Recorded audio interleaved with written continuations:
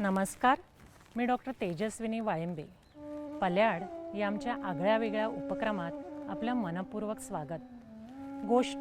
गोष्ट म्हटली की लहान थोर सगळेच कान टवकारून सरसावून बसतात. गोष्टीचं सामर्थ्य अफाट आणि आचाट असतं.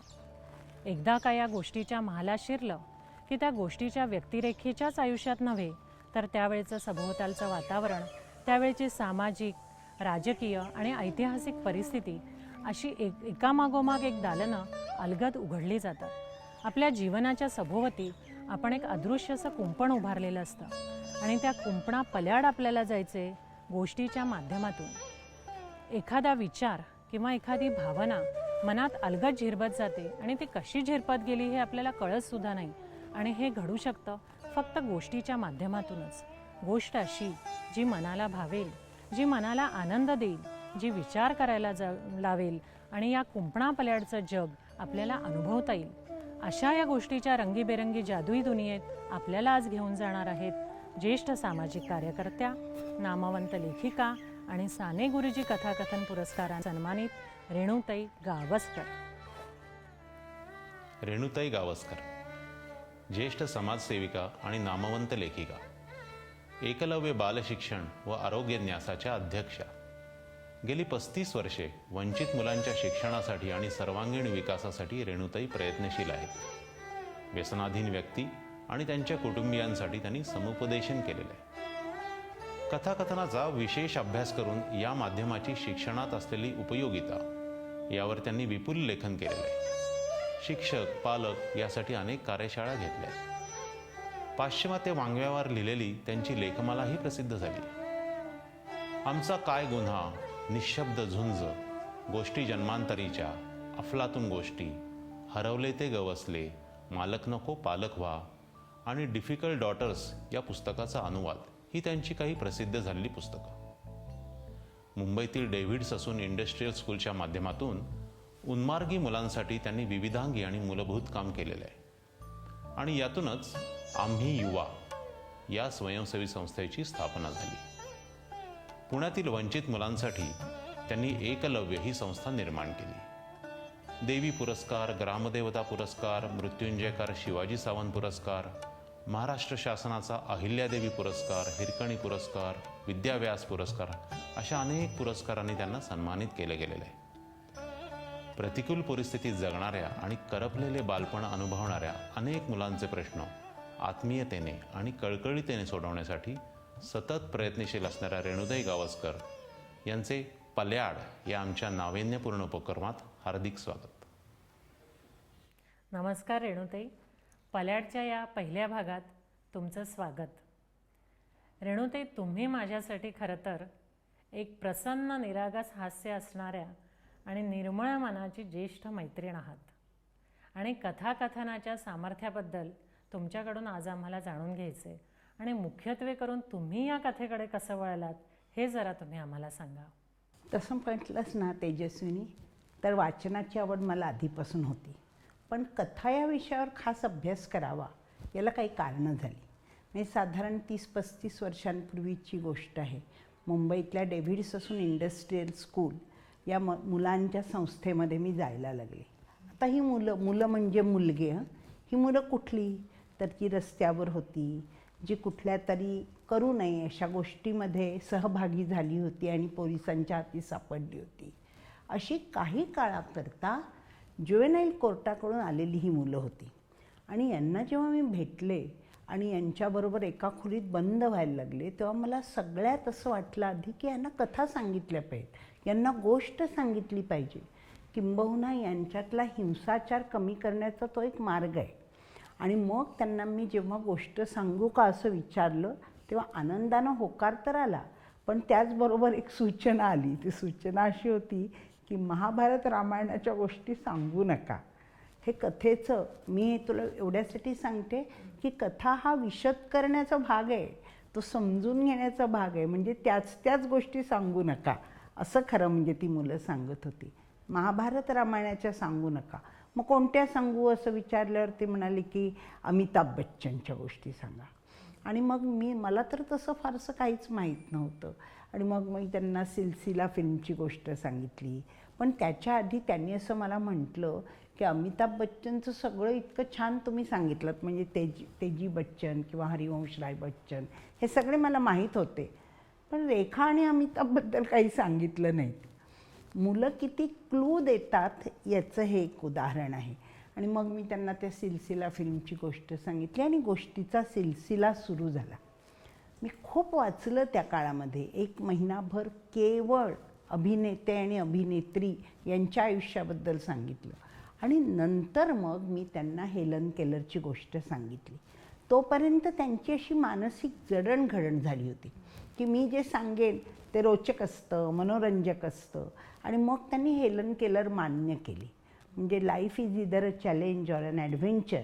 If it is none, it is not a life at all. जीवन हे एक साहस आहे किंवा जीवन हे एक चुनौती आहे असं म्हणणाऱ्या हेलन केलरची गोष्ट त्यांनी मान्य केली, ती ऐकली.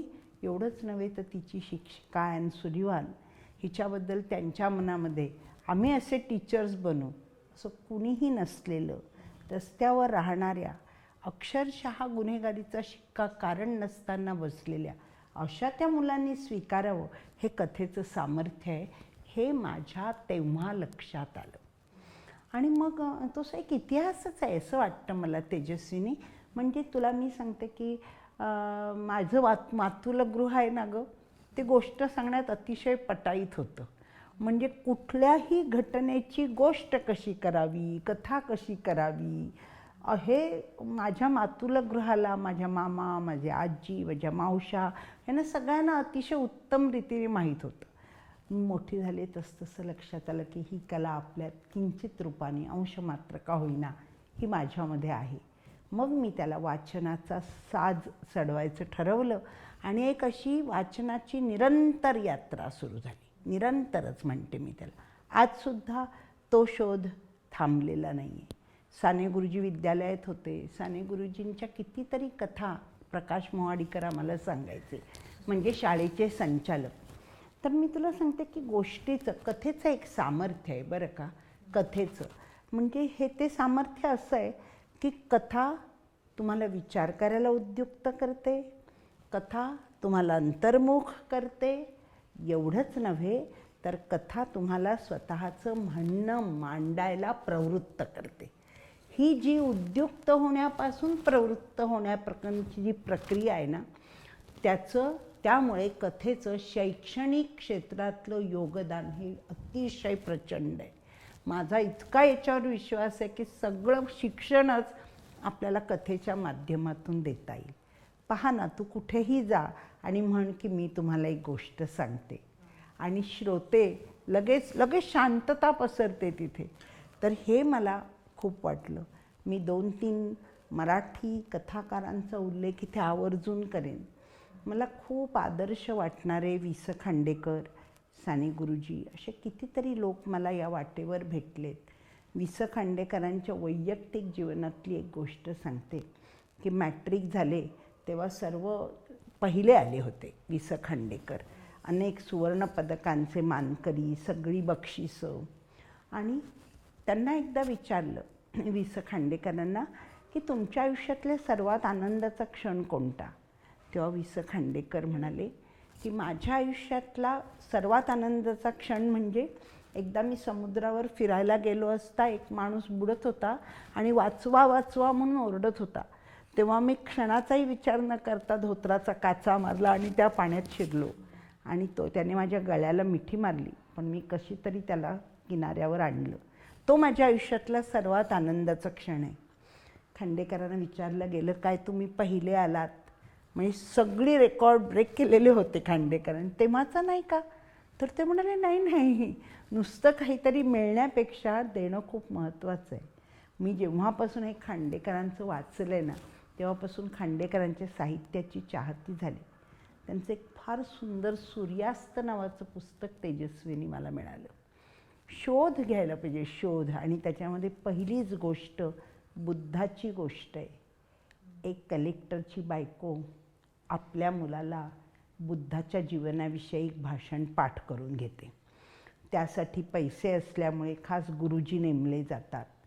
मुलगा हुशार असतो बरं का, बाळासाहेब. कलेक्टरच्या मुलाला असंच म्हटलं जातं. त्याचं सगळं भाषण पाठ होतं, गोष्ट पाठ होते. तो ती प्रत्यक्ष एका अनाथाश्रमात सांगतो. आणि त्याला एक छोटी चिमुरडी दिसते गं, आई वडील नसलेली. त्याचं निरागस निष्पाप असं त्या लहान मुलाचं मन तिच्याकडे ओढ घेऊ लागतं. ती त्याची बहीण होते जणू काही. आणि तो जेव्हा आईला म्हणतो की तिला आपण आपल्या घरी आणूया गं, तिकडच्या सगळ्या मुलांनाच घरी आणावं असं मला वाटतं, पण ती मुलगी मला बहीण म्हणून घरी आणावीशी वाटते. बुद्धांनी हेच तर शिकवलं आहे ना. तेव्हा आई म्हणते, अरे वेड्या, ते सगळ्या गोष्टीतलं. प्रत्यक्ष जीवन आणि गोष्ट यामध्ये फार फरक असतो. खांडेकरांनी ते इतकं प्रभावीरित्या मांडलं आहे ना. सर्र होतं त्या मुलाला. तो आयुष्यातला पहिला धडा शिकतो की गोष्टी वाचायला असतात बरं, प्रत्यक्षात आणायला नसतात. केवढा मोठा संदेश केवढ्या छोट्या कथेद्वारे. मला कधीही कोणी विचारलं, सूर्यास्त हे अगदी छोटेखानी पुस्तक आहे, पण मला जर कोणी विचारलं ना की तुम्हाला कुठलं, तर मला वि स खांडेकर नजरेसमोर येतात आणि सूर्यास्त हे पुस्तक आठवतं. आणि त्यात एक छोटंसं हे ॲड करते. माझे वडील खांडेकरांकडे काही दिवस त्यांनी लेखनिक म्हणून काम केलं होतं. त्यांचं हस्ताक्षर फार सुरेख होतं. असे मला कितीतरी तुला प्रसंग सांगावेसे वाटतील की साने गुरुजींच्या कितीतरी गोष्टी आहेत की ज्या मुलांना ना संवादाला उद्युक्त करतात. म्हणजे एका मुलाची त्यांनी राजा नावाच्या गोष्ट लिहिली आहे. वडील नाहीत आणि आई आहे, 4 घरी काम करते, पण पैसे पुरत नाहीत. मग हा कात्रीला धार लावायचं काम करतो आणि मग शेवटी एका बंगल्यामध्ये तो कामाला राहतो. श्रीमंत घरची मंडळी त्याला ठेवून घेतात. बदल्यामध्ये त्याला शाळेत जायला मिळतं. शाळा बंद होण्याचं दुःख नाही सहन करू शकत राजा. आणि मग तो परत एकदा शाळेला जायला लागतो. मोठी आनंदाची पर्वणी शाळेत जाणं म्हणजे. शिकायला लागतो. आणि एक दिवस लग्नाच्या वाढदिवसानिमित्त नवऱ्यानं आणलेला हार गहाळ होतो तिच्या घरात त्या बाईच्या. फारशी चौकशी न करता शेजारणीच्या सांगण्यावरून तो आळ येतो त्याच्यावर, राजावर. मोठ्या यांनी तो तळमळीने सांगत असतो की त्या हाराला मी तो हार बघितला सुद्धा नाही. पण ती बाई काहीही विचार न करता त्याला पोलीस स्टेशनला नेते. आणि शेवटी हे लक्षात येतं की तिच्या नवऱ्यानं त्याचा फासा तुटला की काही झालं होतं म्हणून तो परत सोनाराकडे नेला होता. मला तुला हे सांगायचं आहे की मी मुलांना ही गोष्ट सांगितली आणि नंतर असं बोलता बोलता आम्ही म्हटलं की परत राजाने त्या घरात काम करायला हवं होतं की नको होतं. कारण तो प्रश्न येतो. त्या बाईचा नवरा म्हणतो की परत असं माझ्या बायकोकडून होणार नाही, तू आमच्याकडे परत कामाला ये. हवं होतं की नको होतं, हो की नाही. तुला सांगते तेजस्विनी, बहुतेक मुलांनी असं सांगितलं की काहीही असो परंतु नको होतं राहायला परत जाऊन. अजिबात शहानिशा न करता श्रीमंत माणसं गरिबांवर आळ घेतात. खरोखरच मुलांच्या मनात गरिबी श्रीमंतीचे भेदभाव कुणी आणले गं? आपणच ना. हे नष्ट करायला पाहिजेत ना. हे अंतर कमी व्हायला पाहिजे. खास करून जी मुलं संस्थेत राहतात ना, त्यांनी अतिशय एम्फटिकली ठामपणे सांगितलं की नको व्हायला असं. तर हा जो काही सगळा कथेचा प्रवास आहे ना, मी पुढे जाते, पण त्याच्या आधी एक शांता शेळकेंच्या सुद्धा कथा अतिशय संस्मरणीय वाटतात मला. त्यांनी एकदा ही कब्बशी बघताना आठवलं ते मला. एकदा काय झालं, शांताबाई कोणाकडे तरी चहा प्यायला गेल्या. मोठ्या प्रेमाने आणि आदराने त्यांना चहा आणून दिला गेला. शांताबाई अनेकांच्या आदराचं स्थान होत्या. तर चहा असा प्यायला आणि बशीवर ठेवताना बशी तडकली. अत्यंत सुंदर कब्बशी, अत्यंत सुंदर. ती बशी तडकली आणि तिचे 2 तुकडे झाले. शांताबाईंचं मन अपराधी झालं. परंतु ज्या यजमानीन बाई होत्या त्या म्हणाल्या, शांताबाई कशाला वाईट वाटून घेता? अहो, बशीच्या वर्मावर कप बसला. बशीला सुद्धा वर्म असतं बरं. आणि आपण, शांताबाई पुढे म्हणतात, किती वेळा दुसऱ्याच्या वर्मावर आपण घाव घालतो नाही. आपण जराही विचार करीत नाही की हा जो काय आपण ठेवतो आहे ते वर्मावर घाव आहे. अशा ज्या छोट्या छोट्या गोष्टी मी खूप म्हणजे अगणित जमा केल्या, अगणित. आणि मला त्याचा खूप उपयोग, शांताबाईंच्या कथेचा मी अशासाठी उल्लेख केला की जेव्हा व्यसनी व्यक्तींच्या सहचरींमध्ये मी काम करायला लागले ना, तेव्हा माझ्या लक्षात आलं की वर्म किती नाजूक असतं गं, किती जपायला पाहिजे. कधीसुद्धा आपल्या हातून ही चूक घडता कामा नये की आपण त्यांच्या वर्मावर घाव घालणारे प्रश्न विचारतोय. आणि ह्या कथेच्या भानाचं मला फार वैशिष्ट्य वाटतं की माझ्यामधलं आहे ना कितीतरी नकारार्थी गोष्टींचा निचरा झाला असं मला वाटतं. आणि तो निचरा इतरांचा होताना सुद्धा मी बघत होते की नाही मी असं विचारणार, नाही मी असं बोलणार, मी दुसऱ्याविषयी विचार करीन. हे तुला तू किती उपदेश केलास तर जे होऊ शकत नाही ना, ते केवळ एका कथेने होऊ शकतं. मग हा कथेचा हे जेव्हा झालं ना तेजस्विनी, तेव्हा वंचिततेची व्याप्ती माझ्या लक्षात आली. की आपली मुलं जसं म्हणतो बघ आपण, न खेळता मोठी होऊ नयेत मुलं, तशी कथा न ऐकता, गोष्ट न ऐकता नको व्हायला गं मुलं मोठी. पण मुलंच काय, मोठे सुद्धा वंचित आहेत. अजिबात गोष्ट न ऐकलेले कितीतरी प्रौढ हे माझ्या परिचयाचे आहेत, अजिबात गोष्ट न ऐकलेली. मी मात्र तशी नाही हं. माझी आई आमच्याकडे, माझ्या आईला पार्किन्सन होता आणि त्यामुळे माझी आजी माझ्याजवळ, म्हणजे आईची आई माझ्याजवळ, आमच्याजवळ राहायची. तर ती मला रोज एक गोष्ट सांगायची. आणि खरं सांगू तुला, रोज एकच गोष्ट सांगायची. परिकथा होती ती, एका राजकन्येची गोष्ट होती. पण माझी आजी ती इतक्या कौशल्याने सांगायची की रोज ती गोष्टसुद्धा मला नवीन वाटायची. आणि आजीचं ते लुगडं, तुला आठवतात ना आज्या तेव्हाच्या, आत्ताच्या आज्या तशा नाही तर, इन्क्लुडिंग मायसेल्फ, नऊवारी नेसणाऱ्या, सुरकुत्या असलेल्या पोटावर, आणि त्या सुरकुत्यातून येणारा एक सुरक्षेचा भाव, तो मला मिळालेला आहे खूप. मी आजीला म्हणायची, आजी मला खूप वाईट वाटतं तेजस्विनी, जेव्हा मुलांना आजी नाही असं मला सभोवताली दिसतं ना, खूप वाईट वाटतं. किंवा आजी पाहिजे गं, आजोबा पाहिजे, ते गोष्ट सांगतात तशी कोणीच सांगू शकत नाही. आणि मग ना मला तुला हे सांगायचं की भाषांचा काही प्रमाणात फायदा मला आहे. म्हणजे मी मराठीच वाचल्या आहे तसं नाही, मी हिंदी वाचल्या, मी इंग्रजी वाचल्या कथा, मी बंगाली कथा वाचल्या. म्हणजे प्रेमचंद हिंदीतले मला अतोनात आवडले. म्हणजे प्रेमचंदचं सगळं साहित्य मी वाचलेलं आहे. मी मराठी जितकं वाचतं, आता मी जसं उल्लेख केला तसे अनेक लेखक मी वाचून काढले. म्हणजे अगदी राजेंद्र बनहट्टीपासून सगळ्यांच्या कथा मी वाचलेल्या आहेत. तुझं राजेंद्र बनहट्टींशी नागपूरचं असल्यामुळे जवळचं नातं आहे. हिंदीमधले प्रेमचंद मी पूर्ण वाचले, बंगालीमधले रवींद्रनाथ टागोर वाचले. आणि या सगळ्या काळामध्ये इंग्रजीशी माझं एक नातं आहे. इंग्रजी भाषाच मला आवडते, मला ती खूप अशी प्रवाही वाटते. मी खूप वाचलं त्याच्यात. आणि अनबायस्ड इंग्रजी चांगलं म्हणजे मराठी नाही असं त्याचा अर्थ नाही. इंग्रजी ही जगाकडे बघायला लावणारी एक खिडकी आहे. खूप वाचलं पाहिजे तुम्ही. एक वेगळ्या संस्कृतीचा परिचय होतो. आणि त्या वाटेवर श्रेष्ठ परिकथाकार हॅन्स ख्रिश्चन अँडरसन आणि माझी भेट झाली.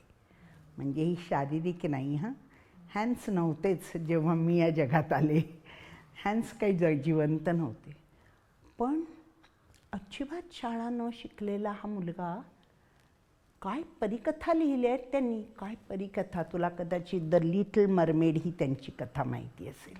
ती जगातल्या जवळजवळ सगळ्या भाषांमध्ये भाषांतरित आहे.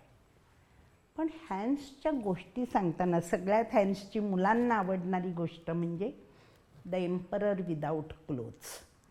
ही त्यांची खूप आवडते गोष्ट. सगळ्या एन्सायक्लोपीडियामध्ये जिथे जिथे तू हॅन्स ख्रिश्चन अँडरसनबद्दल वाचशील तिथं तिथं द एम्परर विदाऊट क्लोथ्स ही कथा तुला मिळणार. ही का राजाची गोष्ट आहे, लोभी राजा आहे, कपडे घालायचे हा एकच लोभ आहे. मग पहिल्यांदी कधीतरी एकदा बदलणार, पण मग दिवसातून 4 तासागणिक, 3 तासागणिक, 1 तासागणिक, धरबंध नाही त्याला. थोडा वेळ गेला की राजाला अस्वस्थ वाटतं, आत्ता घातलेले कपडे एवढे चांगले नाही, तशी एक भावना त्याच्या मनाची पकड घेते आणि तो कपडे बदलतो. मंत्रिमंडळ त्रस्त होतं, कारण राज्यकारभार हा थांबला आहे ऑलमोस्ट. तो जातोय आणि कपडे बदलतोय. आणि मग एक दिवस अचानक 2 माणसं येतात आणि राजाला सांगतात की महाराज, जर तुम्ही आमची एखाद्या मोठ्या खोलीची व्यवस्था केलीत, तुम्ही आम्हाला 1,00,000 रुपये दिलेत, तर आम्ही तुम्हाला सोन्या चांदीच्या तारांचे कपडे बनवून देऊ. राजाचं भान हरपतं. त्याचं मंत्रिमंडळाकडे लक्ष नाही आहे. तो म्हणतो मंजूर. पण ह्या मंजुरीत एक अट आहे की 2 माणसं म्हणतात की हे कपडे फक्त शहाण्या माणसालाच दिसू शकतात. ज्याला ते दिसत नाहीत ना, तो वेडा आहे, मूर्ख आहे.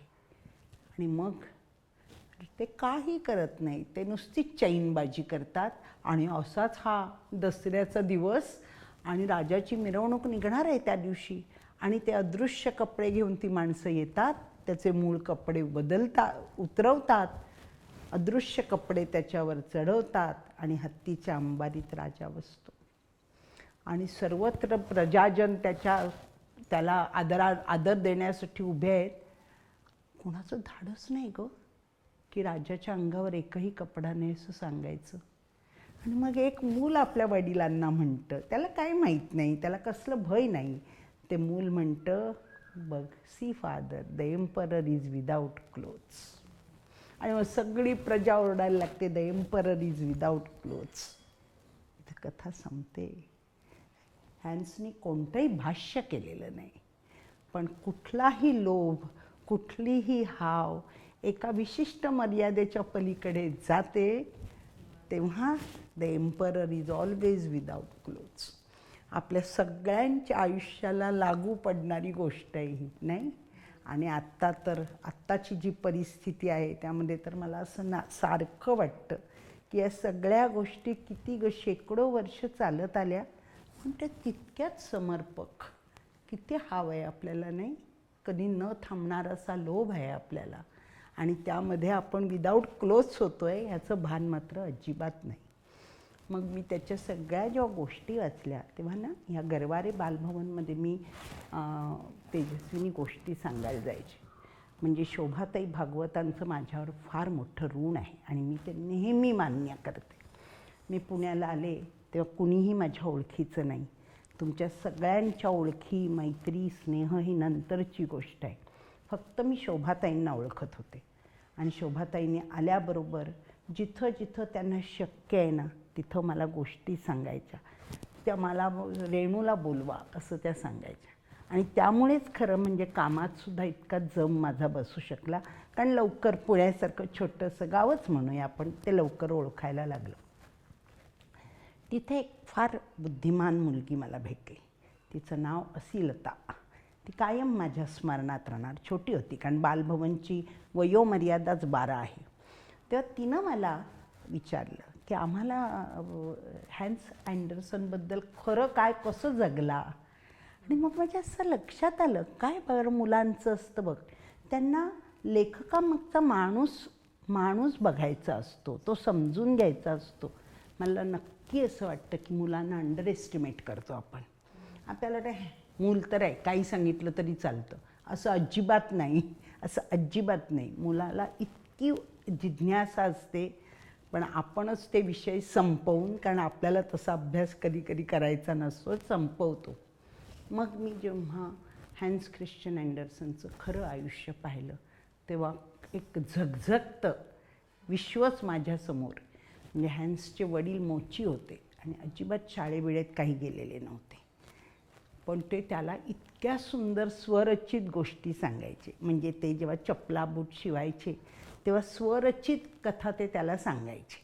त्यांनी त्याच्यासाठी एक डॉल्स हाऊस उरलेल्या चामड्याच्या तुकड्यातून बनवलं होतं. केवढा मोठा धडा, नाही? बालपण जपणं हे पैशावर अवलंबून नसतं. अजिबात पैसे नसणारे लोकसुद्धा बालपणाचं संवर्धन करतात. असे छोटे छोटे करून त्यांनी त्या डॉल्स हाऊस आणि त्यामध्ये तो बसायचा आणि वडिलांच्या कथा अव्याहतपणे ऐकायचा तो. आणि त्यामध्ये 3 गोष्टी वडिलांनी त्याला सांगितल्या, ज्याला त्यांनी पुढं शब्दरूप दिलं. त्यातली पहिली गोष्ट आहे द रेड शूज.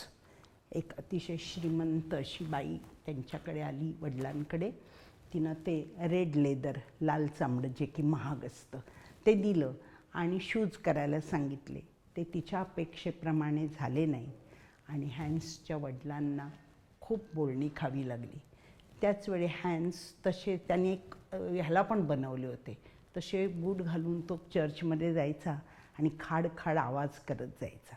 या दोन्ही घटना, विच हिज फादर डिसअप्रूव्ड, त्यांना ते अजिबात आवडायचं नाही. या दोन्ही घटना एक केलेली गोष्ट म्हणजे द रेड शूज. ही मी कितीतरी लोकांना विचारली आहे, पण ही गोष्ट माहीत नसलेले लोकच अधिक आहेत संख्येने. दुसरी जी गोष्ट आहे ना तेजस्विनी, ती मी सगळ्यांना अशी विनंती करेन की ती मिळवून प्रत्येकानं वाचलीच पाहिजे. द मॅच गर्ल नावाची त्याची दुसरी गोष्ट आहे, ती त्याच्या आईच्या आयुष्यावर आहे. आईचे वडील अतिशय व्यसनासक्त होते त्याच्या, आणि भर थंडीमध्ये कुडकुडणाऱ्या ते तिला पाठवत असत बाहेर वस्तू विकायला. त्या वस्तू विकल्या जात नसत आणि भयाच्या दडपणाखाली त्या मुलीला मरण बरं असं वाटायचं. आई नव्हती तिला. मॅच गर्लमध्ये आई गेलेली आहे आणि आजी संरक्षण करायची. आजी ही एकटीच तिचं संरक्षण करायची. दुर्दैवाने ती पण देवाघरी जाते आणि कुडकुडणाऱ्या थंडीत मॅचबॉक्सेस विकण्याचा प्रयत्न करणारी मुलगी. ख्रिसमसचा आदला दिवस, पोटात भुकेनी थैमान माजलेलं आणि सगळीकडून केकचे वास येत आहेत गं. केक, तिला केक खायचा आहे. इतकी भूक तिला असह्य झालेली आहे. मग शेवटी ती काय एक घर असं निवडते की जिथून निदान त्याचा सुगंध येईल. अशी एका पायरीवर रस्त्यावरच्या ती बसली आहे. हाडापर्यंत थंडी गेलेली आहे आणि मग ती ऊब येण्यासाठी एक एक ती काडी पेटवते आणि त्या ज्योतीमध्ये ना तिला आजी दिसते. आजी तिला बोलावते, आजी तिला ऊब देते, आजी तिला प्रेम देते आणि सगळ्यात महत्त्वाचं आजी तिला आश्वासन देते. आणि मग सकाळी एक असा माणूस पार्टीहून तो परत चालला आहे आणि त्याला रस्त्यावर फुटपाथवर त्या पायरीवर कोणतरी झोपलं आहे. तो बघतो तर ती एक मुलगी आहे, 10-12 वर्षाची, मृत आहे ती. गोष्टीच्या शेवटी लेखकानं म्हटलं आहे, त्याला मोठं आश्चर्य वाटलं की ही हसते कशी काय. मृत चेहऱ्यावर इतकं हसू, इतका आनंद, इतका संतोष असतो काय. ही गोष्ट खूप गाजली, खूप खूप गाजली. त्याच्यातलं आजही मला जेव्हा मी ते वाचते त्यातलं कारुण्य मनाला भिडतं तेजस्विनी. पण माझ्या सहवासात अशी असंख्य मुलं आहेत, असंख्य, की जी म्हणत आहेत की आम्हाला आश्वासन पाहिजे, आम्हाला प्रेम पाहिजे आणि सगळ्यात महत्त्वाचं म्हणजे आम्हाला भूक लागली आहे. म्हणजे मनात माझ्या तर कित्येक वर्ष गेल्या हा एकच विचार येतो की मूल जेवलं आहे की नाही. हेच आमचं खरं काम आहे. आमचं मूल जेवलं आहे की नाही. अशा अगणित मुलांच्या आणि स्त्रियांच्या सहवासात मी राहिले की ज्यांना भूक लागली आहे आणि त्यांची मॅच गर्ल होता कामा नये. ती हॅन्सची आणि शेवटची त्याची द अगली डकलिंग, एका तळ्यात होती बदके पिले. स्वतः हॅन्स अतिशय कुरूप होता टू लुक ॲट. इतकं विचित्र, खूप उंच, खूप बारीक, डोळे खूप आत केलेले, सोनेरी केस, पुढे खूप पुढे आलेलं नाक, असं फार विचित्र रूप होतं त्याचं, फार विचित्र. तो पहिल्यांदा जेव्हा त्याने हॅमलेटमधला एक प्रवेश एका अभिनेत्रीला करून दाखवला तेव्हा ती हेल्प हेल्प म्हणत ती धावत गेली. इतका तो दिसायला चांगला नव्हता. पण मग त्याला कळलं ना तो राजहंस होता म्हणून. Handsome is what handsome does, हे त्यानं खरं करून दाखवलं. आणि मग तो जेव्हा परत आला ना तेव्हा त्यानं हे आपल्या आईला सांगितलं होतं की मी जेव्हा परत येणार आहे माझ्या गावात तेव्हा तू बघशील सगळं गाव दीप पेटवून, दीप लावून माझं स्वागत करणार आहे. ते खरं झालं. हे जेव्हा मी असिलताला सांगत होते, बरोबरीच्या मुलांना सांगत होते, केवढी मोठी प्रेरणा, केवढ्या मोठ्या या कथा आहेत. एक छोटा मुलगा जो आयुष्यभर आपले वडील गेले हे विसरू शकला नाही, जे दुःख तो पचवू शकला नाही, त्याने अगणित मुलांना आनंदाची खैरात करून सोडली. तर असे हे ना तेजस्विनी, हे सगळे अनुभव आहेत जे वाचतो, जे सांगतो त्याला ते एनरिच करून सोडत असतात. रिचेस म्हणजे काय हे तुम्ही पुस्तक वाचता, तुम्ही त्यात घेता, तुम्ही त्याच्यावर विचार करता आणि कुठेतरी एक ज्योत तुमच्यामध्ये की हे आपण सांगायला पाहिजे, हे अधिक परिणामकारकरित्या सांगायला पाहिजे. आणि खरोखर आपल्या पुराणात असं म्हटलं आहे की जो कथा नुसत्या ऐकतो ना आणि पोटात ठेवतो त्याला शिक्षा आहेत बरं का. आपल्या पुराणात वेगवेगळ्या शिक्षा दिल्या आहेत. असा एक राजपुत्र तो सारखा गोष्टी ऐकायचा आणि आपल्या पोटात ठेवायचा. एक दिवस सगळ्या गोष्टींनी ठरवलं याला पोटदुखी जडवायची. रात्री उठल्या, तोंडातून बाहेर पडल्या आणि झाडावर गेल्या आणि कारस्थान करू लागल्या. सुदैव एवढंच की राजपुत्राला जाग आली. राजपुत्राने ते आश्वासन दिलं की मी असं करणार नाही, पोटात काहीही ठेवणं चांगलं नाही. दुसऱ्या दिवशी राजधानीतल्या सगळ्या मुलांना बोलवलं आणि गोष्टी सांगितल्या. कथेचं हे सामर्थ्य आहे, कथेचं हे सामर्थ्य आहे. म्हणजे अगदी शेवटी त्यांना मार्क ट्वेननी सुद्धा प्रिन्स अँड पॉपरमध्ये त्याचं एक कादंबरिका आहे. त्या पॉपरमध्ये अक्षरशः भुकेने तळमळणारा मुलगा फादर अँड्रूज गोष्ट सांगायला लागले की साऱ्या वेदना विसरतो आणि त्या दिवसापुरता ताजा टवटवीत होतो. म्हणून हॅन्स अँडरसननी मला केलेली सोबत हे सगळे माझ्याबरोबर राहतात असंच मला वाटतं. म्हणजे एकटे पण नाहीच मुळी. रेणुताई, अगदी विचार करायला लावणाऱ्या कथा तुम्ही ऐकवल्या. या कथा ऐकल्यावर मला कविवर्य सुरेश भटांची एक कविता आठवली. त्यातल्या 4 ओळी म्हणून दाखवते. विझलो आज जरी मी, हा माझा अंत नाही. पेटेन उद्या नव्याने, हे सामर्थ्य नाशवंत नाही. छाटले जरी पंख माझे, पुन्हा उडेन मी. अडवू शकेल मजला, अजून अशी भिंत नाही. फार सकारात्मक संदेश आहे की इतक्या प्रतिकूल परिस्थितीतूनही झगडण्याचा एक सकारात्मक संदेश या कवितेने आपल्याला दिला आहे. आणि या कार्यक्रमाच्या निमित्ताने मी खरं तर आपल्या सगळ्या प्रेक्षकांना, शिक्षकांना, पालकांना एक आवाहन करते की कथेचा शोध घ्या, कथा ऐका, कथा ऐकावा आणि संवादाची पूल साधून माणसामाणसातलं अंतर कमी करा. कथा ही फक्त काही वाचनातून किंवा शिक्षणातूनच निर्माण होते असं नाही, तर कथा अनुभवातून निर्माण होते आणि कथा आपल्याला शिक्षित आणि संस्कारित करते. पल्याड या आमच्या कार्यक्रमात तुम्ही आल्याबद्दल तुमचं मनापासून धन्यवाद.